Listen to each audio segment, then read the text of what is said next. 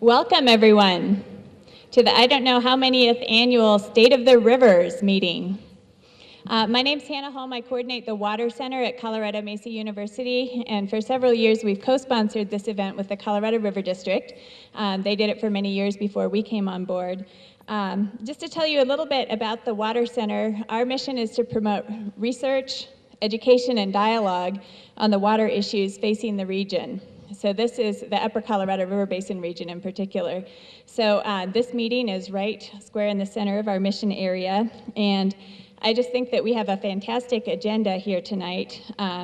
You're going to hear information about the current water year right here, how it'll affect us right here, and then also some great food for thought about longer term and region-wide issues. So I'm going to turn it over to Jim Pokrant, who is the other host for tonight, and there are additional materials about both of our organizations backed by the cookies. So thanks.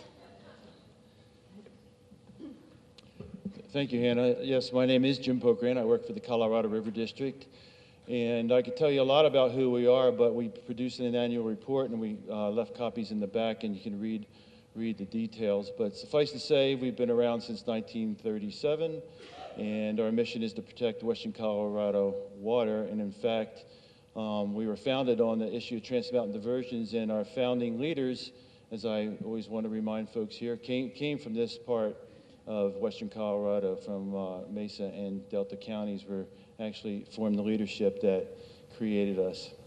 But this is something that we do a State of Rivers meeting to further public education about Western water issues. So we usually go through snowpack and reservoir operations, and then we present other information that's topical for the day, and today will be no different. And as we usually do, we're going to launch out with a presentation from the Bureau of Reclamation, Ryan Christensen, and he's going to talk about river conditions in both the Colorado and the Gunnison and anticipated reservoir operations. So, Ryan. Thank you. Good evening. It's the first time doing this State of the River presentation. Normally, my hydrologist, Eric Knight, is available. He wasn't tonight, so he's the real technical expert, so hopefully you'll keep your questions kind. We're starting here with the Colorado River Basin. This just shows this year, water year, that's what the WY stands for, water year 2015. And it's broken up by the percent of normal peak SWE snow water equivalent for each of the months as the snowpack builds throughout the year. So it's a good comparison. You got median on the far left, in 2015 water year beginning in October starts there, the next one in from the left. And then you can compare that to recent years. You can see in the Colorado River Basin, 81% of average is where it's sitting as of May 18th. That's the last time we updated this. Yeah, it's interesting to see the different, how the snow has accumulated throughout the year. You'll especially notice what a dry period later this winter and into the spring has been. With virtually little accumulation in March and virtually none in April compared to other years. But you see, if you look at on the far right on 2012, that's not that unusual. And then I'll also be talking about the Gunnison River Basin as well. Here you can see it's not as good of condition, 72% of average compared to normal, and again quite a bit less than where we were at last year. And similar to the Colorado River Basin, you can see that snowpack in March is not quite as much as it has been in other years, and virtually none shown up in April. We really peaked the snowpack, the end of March, 1st of April, but it was really, we peaked out end of March. Then although we've been receiving some precipitation lately, it hasn't caused that to go up too much. So this is a different view of the basin, or of the state, showing the different river basins and where they stand as a percent of average. And this really tells the story. I'm going to start talking with some of our reservoirs that are managed by our Eastern Colorado Area Office out of Loveland.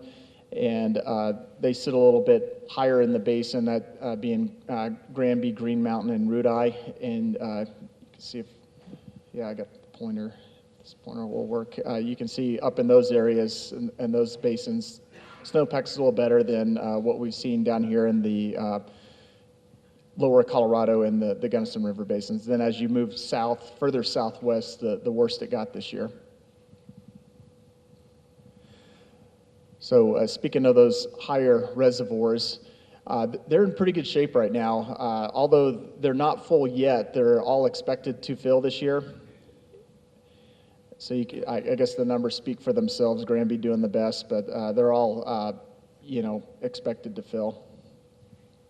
And generally, there's going to be water available for, I guess they'll be at normal releases at this time, and then once they fill, then you'll likely see an increase in each of those to match the inflow. It's more of a fill and spill type of operation this year. And so water is available for the coordinated reservoir operations. I have a slide coming up that'll explain that a little more. And there is water in pools available for the endangered fish. And also what's really important to everybody in this valley anyways, the historic user pool is expected to be full for the West Slope beneficiaries this year. So here's some graphs that just show the different reservoirs up there, starting with Granby. Where we've been this year compared to average, and also 2014 last year is there in the green, 2015 in the red. And you can see most of this year, a lot of this had to do with just greater precipitation out east of here, up in the higher mountains, but it's sitting pretty good shape. Not as well at Green Mountain, but still that's gotten to be slightly above average for this time of year. Very similar conditions to what it was in 2014. And again, all these are expected to fill. And then this is the graph showing Rudeye Reservoir, again, slightly above average and slightly ahead of where the storage was this time last year. So this slide tells a little bit more about the coordinated reservoir operations. This is intended to augment peak flow on the Colorado River and the 15-mile reach, which is just upstream of here and covers the Grand Valley. The idea to improve the habitat conditions for the 4 endangered fish in this area. And then, let's see. Yeah, the idea being that each of the entities that own these reservoirs have volunteered to help augment that peak if it looks like they're able to achieve something in the range of 12,900 to 23,000 CFS in the river, and this year it does look like they do have the flexibility to contribute to that. The big question right now, and I'll get to it in this next slide, is are we going to make it to that 12,900 peak where we'd want to help augment that peak on the Colorado River? And this is a graph from the Colorado Basin River Forecast Center, and right now the weather, as you've known, has gotten wetter, gotten a little cooler. It's a little more uncertain as to how things are going to peak. Forecasting a peak flow on a river is one of the most difficult forecasting jobs those guys have, and it's really weather dependent. It's temperature dependent. How you have a pretty good idea of what your snowpack is up there, but how it comes off is very dependent upon temperature. And of course, we've gotten a little more precipitation recently, but it's also it's been a lot cooler than it typically will be, so you're not seeing the peaks. So it's pretty much a guessing game. But earlier this week, I think it was on Wednesday, they came out with this new forecast showing they've actually increased the forecasted peak flow up to about 12,000 CFS. So those who are doing the coordinated reservoir operations are kind of hanging out, waiting to see what's going to happen the next few days and whether they're going to augment those flows or not. But I'd say it's looking likely that the trend we're on right now. So I'm going to step aside and go to the Gunnison River Basin, just to the south of us, which is as far as the Western Colorado Area Office, who I work for. That's, that's the one we pay most attention to. That's the one we operate. And let's see. So anyway, as a lot of you know, we've been operating the Aspinall unit based on the 2012 record of decision. And based on that May 1st forecast, we had an inflow forecast of 440,000 acre feet into Blue Mesa Reservoir, which put us into a moderately dry year category. And that determines how we operate to meet flow targets and peak flows for the endangered fish, and those are all measured at the whitewater gauge on the Gunnison River. And this year, it called for a peak flow target on the Gunnison at whitewater of 4991. And if you're familiar with that operation, familiar with that record of decision, there's categories above where we're at this year that call for either a half bank full level for a certain period or a full bank. And it turns out this year we're a moderately dry category, so there were no days required at peak flow or even half bank flow, which made our operations a little easier because going into this time frame, we're really concerned with the amount of inflow we have, especially on the North Fork of the Gunnison, which is really critical to help contribute to making these peak flows. And it was, snowpack up in the North Fork. It was pretty dismal this year. And then another part of our operation is to try to meet the Black Canyon water right when we can. And based on that water right this year, it was the target was 2054, and that's for a 24-hour duration. So we use a mean daily flow to try to target that. So this is a summary of how the operation went this year. And we were, I guess it was about this time last week, we were, getting confused in my time, but yeah, a couple weeks ago we were looking at this and really trying to figure out, typically we want to time the snow melt on the North Fork of the Gunnison with our releases out of Aspinall to meet these peak flow targets. And what we were seeing is a forecast in the Gunnison River Basin continued to decline with, like I showed you in the first few slides, just the lack of snowpack. And then we weren't seeing, we're expecting an early runoff this year, but we weren't seeing the temperatures come up to really drive that snowpack to really form a nice peak to anticipate. And then, of course, we had coordinate our Aspinall operations to coincide with that. And it became real difficult. Then a couple weeks ago, we had our first forecasted rain event that really showed it, that there's a potential for that really to ramp up the flows in the North Fork of the Gunnison. And instead of gambling that, we were going to later in the year receive warm temperatures to get the snowpack moving again, we said, this is our chance to go for it with the this rainfall event and to meet the peak as required at Whitewater. And the gamble paid off. We were able to achieve an instantaneous peak of 5,800 CFS on the lower Gunnison. And then also within that operation, we were able to achieve the 24-hour peak in the Black Canyon to fulfill that water right. Crystal Dam ended up bypassing a little over 1,000 CFS. And I think the good news for us who like to store water in our reservoirs, by timing it with the rain event, we were able to essentially save 22,000 acre feet than what we would have needed at the Aspinall unit to meet that peak flow if we hadn't received the rainfall. So that was a real blessing. And then I'll just conclude with a couple slides here. I know these are probably a little bit difficult to see here, but the black line shows what the flows in the Black Canyon have been. You can see the little peak there. That was our peak flow operation. Didn't have to be as high as what we initially thought.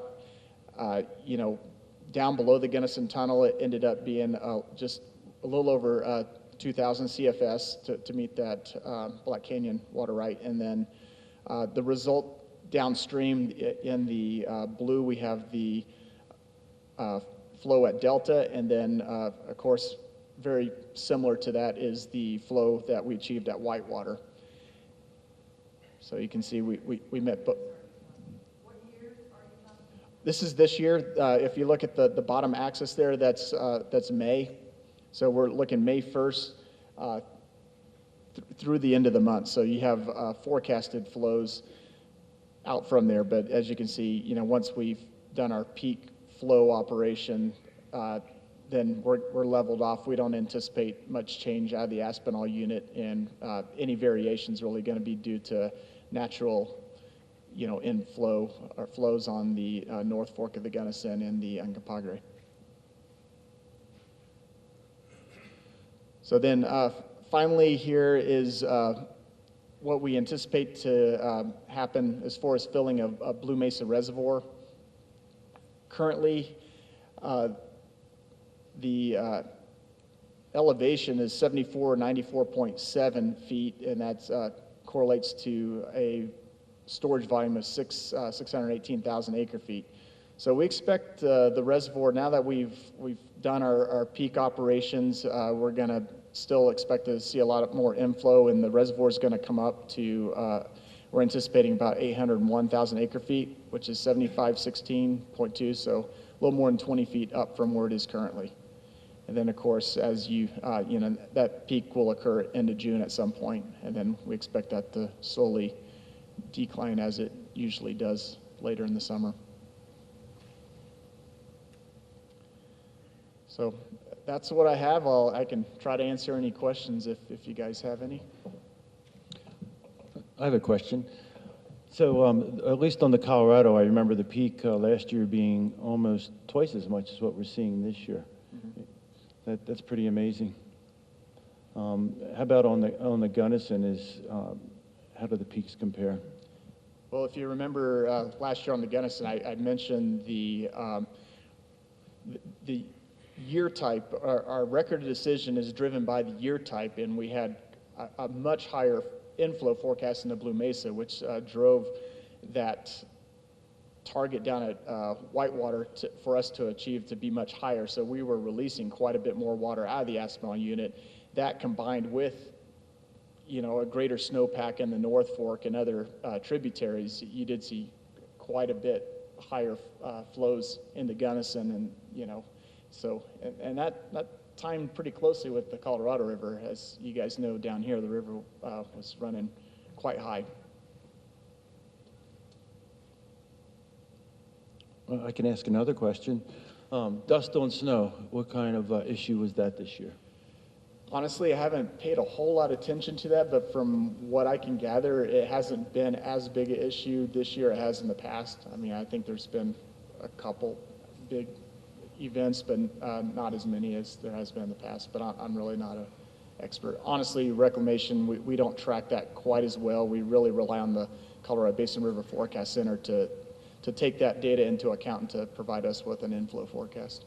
From what I understand, it was a good year for dust on snow, meaning not as much as some previous years, and as many will know, what dust on snow does, it accelerates melting, and you can burn through the snowpack a lot faster, but it's pretty white this year, and I think we're pretty fortunate, especially with snowpack levels being down.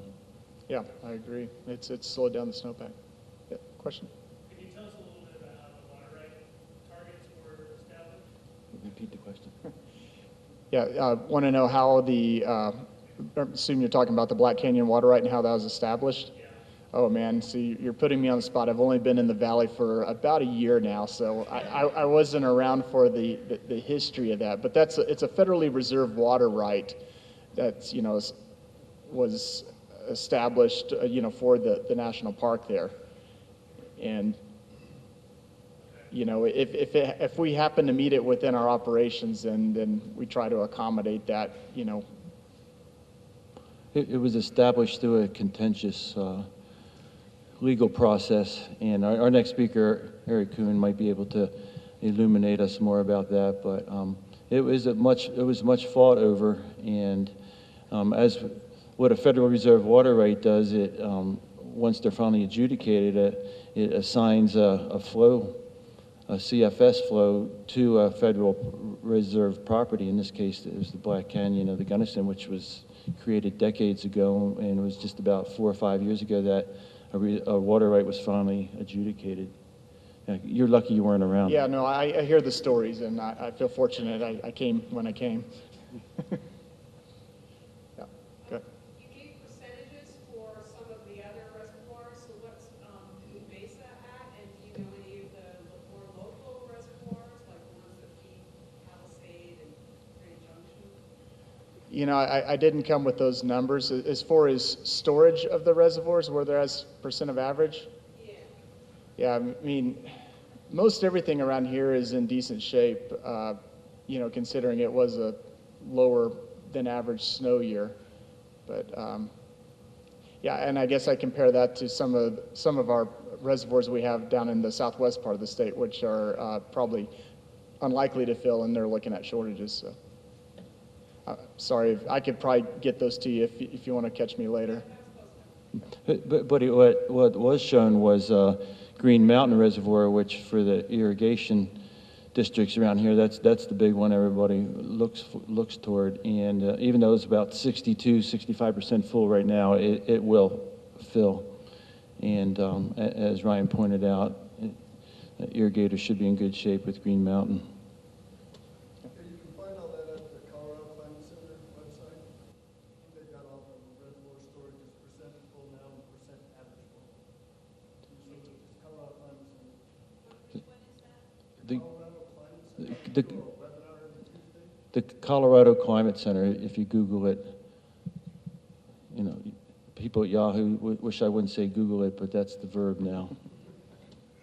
Yeah, I'll put in another plug for our Colorado Basin River Forecast Center for a lot of our projects. They have a lot of forecast points, and you know they do a good job at putting out data for peak flow forecasts at different points along the river, and also you know forecast the filling of our reservoirs as well.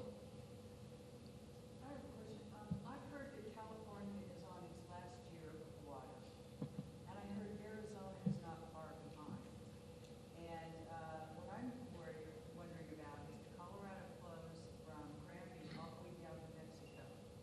Now, I don't know how the water rights are grandfathered out. Maybe it's the water for sure. But what is the perception of how is the water going to last us? Are we going to be safe in Colorado, or are we going to start suffering like California and Arizona? Yeah, you're getting into Eric Kuhn's territory, but yeah, right now we're looking okay. We're still able to make our deliveries to the lower basin states at PAL. So for the time being, everything looks okay. Well, yeah, you're concerned about our local water supply in the face of drought and what's happening across the basin. That's a great segue into our next speaker. So thank you for that. One more question, perhaps? Okay. Oh, great job, Brian. You guys were kind. Thank you.